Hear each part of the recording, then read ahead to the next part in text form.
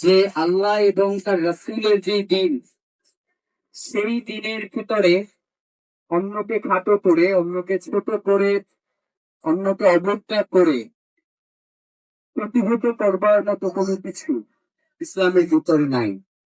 ইসলাম হচ্ছে দুনিয়ার সর্বশেষ এবং সর্বশ্রেষ্ঠ ধর্ম। এবং আজকের এই দিনে আল্লাহ রাসূল আমাদের কাছে এই দুনিয়াতে পা রেখেছেন। আজকে দুনিয়াবাসী তার এই আগমনে আনন্দিত, এবং পুরো বাংলাদেশ ব্যাপী ঈদে মিলাদুন্নবীকে কেন্দ্র করে যে আয়োজন হয়েছে, আমার কাছে মনে হয় যে আমরা যদি আল্লাহ রাসূলের যেই শিক্ষা, দুনিয়া ও আখিরাতের জন্য তিনি আমাদেরকে যে শিক্ষা দিয়েছেন, সেটা যদি আমরা যথাযথভাবে পালন করতে পারি আমাদের রাষ্ট্রীয় পর্যায়ে, আমাদের ব্যক্তি জীবনে, তাহলে আমাদের ভেতরকার যে মতভেদ, যে মনোমালিন্য, যে ঝগড়া ফাসাদ, আমার কাছে মনে হয় এর কোনো কিছুই থাকবে না।